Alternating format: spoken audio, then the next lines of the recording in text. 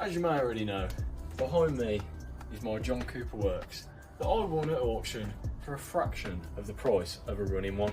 And along the way, we've had some pretty annoying issues, but we got past them. But in the last video, we probably found out one of the worst things when buying a damaged car. But should I expect that when I only paid £4,200 for this car? And yes, that is very cheap for one of these cars, but when your mechanical skills only go to a certain level, is it actually worth it? Of course it's worth it. So the first thing I did was call in someone who actually knows what they're doing, and we got stripping this thing down. So I got Ben and Luke over to give me a hand to drop this sump and inspect the damage. It's stuck over your side, Jake, so I can't do anything to help here. Ah, shit. Forbidden metals. This is where we see pure destruction. I can move my head before you take it off. Shaking. Sorry, I'm covering your face. Nothing. Cinder 2. That's good noise. Cinder 3. There's a slight bit. With there being play at the bottom of the pistons, this is not what we wanted to see. So the next day, I took the caps off the pistons to inspect these bearings, and as you can see in these 4 photos, there's some very significant scarring and heat marks. But even worse, out of all of that, you can't quite tell in the photos, but these bearings have spun. So if you don't know what I mean by a spun bearing, let me explain. So, the pistons move up and down while the engine is running, and the bearing connects the connecting rod of the piston and the crankshaft and the cap together and keeps it all moving freely.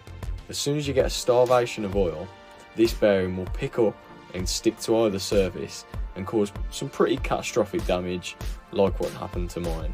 So it's not ideal, and I hope I explained that well enough. So that leads us to maybe what actually caused the damage to this car. And if you've been keeping up with the series, you may remember we had a damaged oil filter housing. So did this car not get turned off after it crashed and lost some of its oil? So that leaves me with 3 options. Number 1, cut my losses and just give up. But I wouldn't be standing here explaining this if I would have gone with that option. Number 2 is to try and find an engine, a replacement / donor, to try and build this car. As you can see from these prices, most are going to be out of the budget for this build. And number 3 is to find some parts to replace the bottom end. As you can see here, forged and genuine parts, hard to get hold of / expensive. So we've got some thinking to do.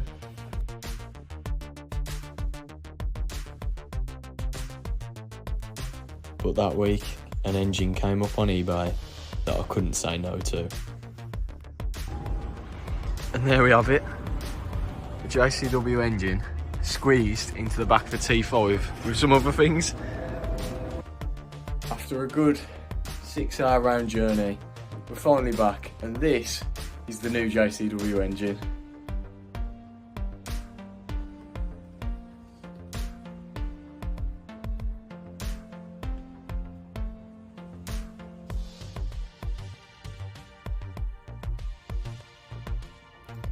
And some of the wise eyes of you guys may have just noticed that this gearbox, it's actually an automatic.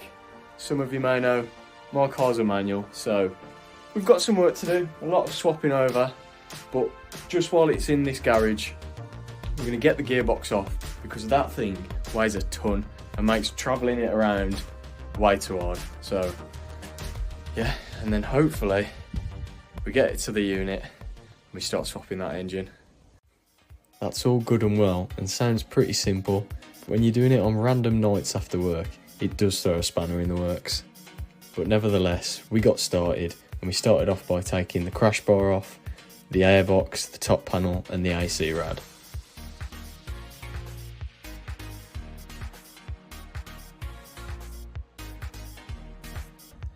So, the lighting's not great in here. So while we've still got a bit of daylight and this engine's up in the air, let's get this lump of a gearbox and some other things off to make lugging this thing around a bit easier. So first to come off was this air intake pipe. It was just a few clips.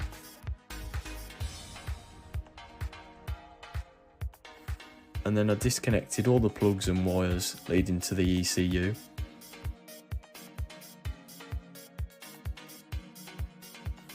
Then I moved on to removing some of the water pipes.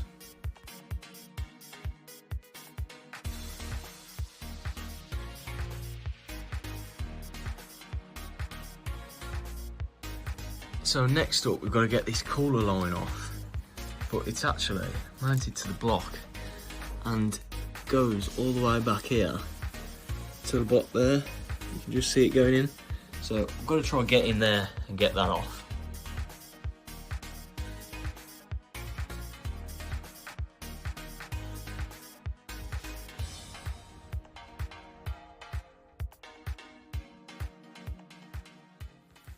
I don't even want to explain how to remove a starter motor because I've took off and put on so many on this car.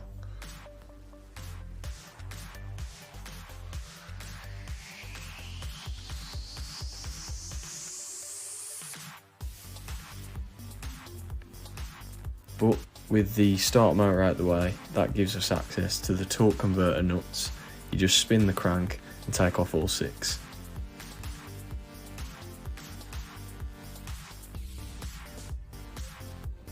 So now I think I've got everything off that I need to for this gearbox. Torque converter's loose.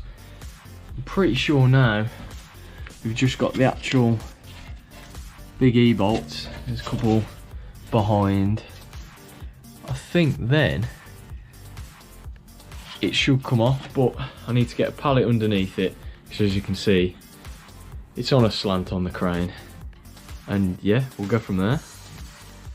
So I started to remove some of the bolts for the gearbox on the underside and then realised there's a turbo heat shield in the way, so I had to take that off as well.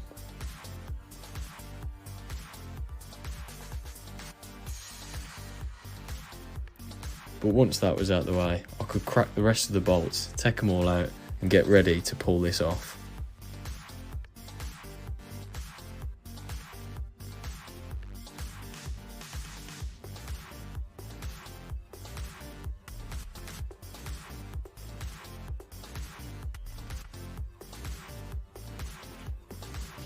And just like that, that's the first time I've ever took a gearbox off an engine.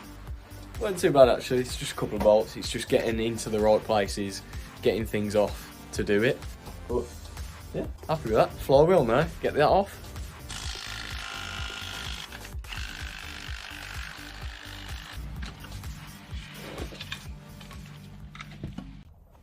And that's it. We're done here for tonight anyway.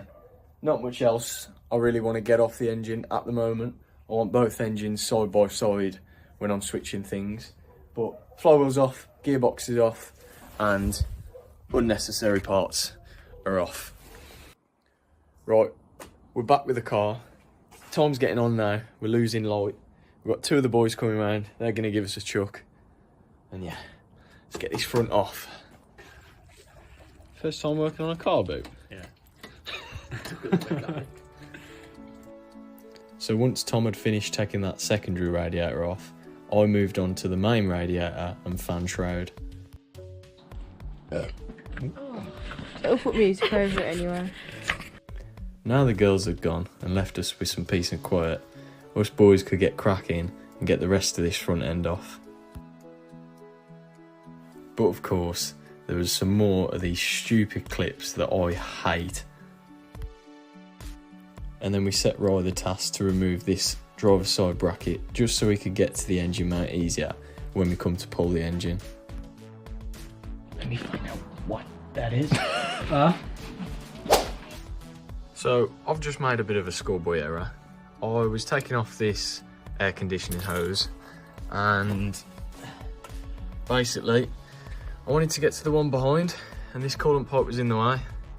Obviously I have drained the coolant, but the coolant stays in the block or whatsoever. Took this hose off and coolant's just gone into my AC compressor. Fucking brilliant. So with the front end finally off and this engine getting one step closer to being pulled, that's going to have to wait for a bit, as we're not too sure where we're going to pull this engine. It may end up being at home in here, but we'll see about that, because we've got to line it up with, as you can see, this is a detailing studio, so we've got to line it up with work properly. But for the time being, you may remember this lower arm looking like an absolute banana, along with my tie rod and track rod. So we've got some new parts there. Let's get to fitting them. So first up, for the lower arm, we've got this ball joint down here. We've got one long E-bolt just going through there, and then there's two there and another bolt that side. And it should just drop out.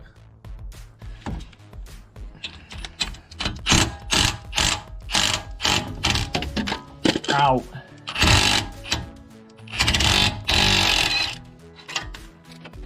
Now it's time to remove the E-bolt that goes through the arm, and oh my god, it was so long, there must have been so much tension on it. Finally!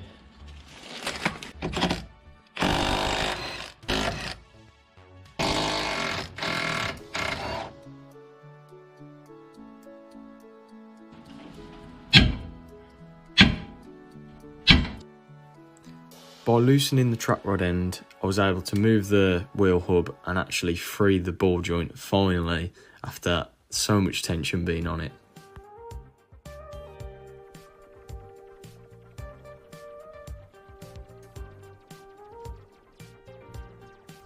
So as you can see here, I'm struggling quite a bit to get this lower arm out, and I thought it was down to tension, but no, I just forgot a bolt.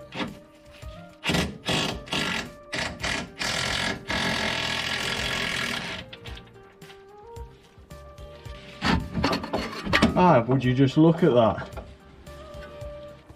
I do question myself sometimes. I think I get too carried away and don't look at things properly, because you can see I was struggling with that bolt, arm, and it turns out when I went and had a look at the other arm, yeah, I forgot to take a bolt out, so it's out now.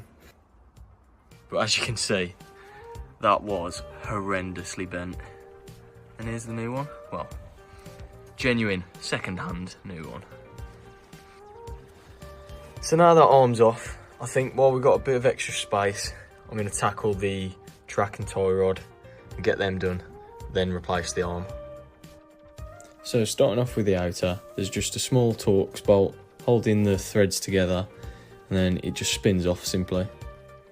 And then I removed the boot for the inner tie rod, and then fitted a special tool over that just grips onto the inner tie rod, so you can put an extension bar in and just loosen it without trying to get a spanner in a tight place.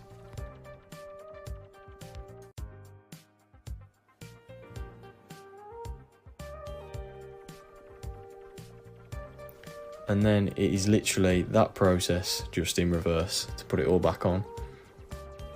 And for the time being, just for the alignment, I've counted the threads on the other side of the car, and that's exactly what I've done this side of the car. And then last but not least, I can finally fit that lower arm, again just in reverse order, and that is a job done.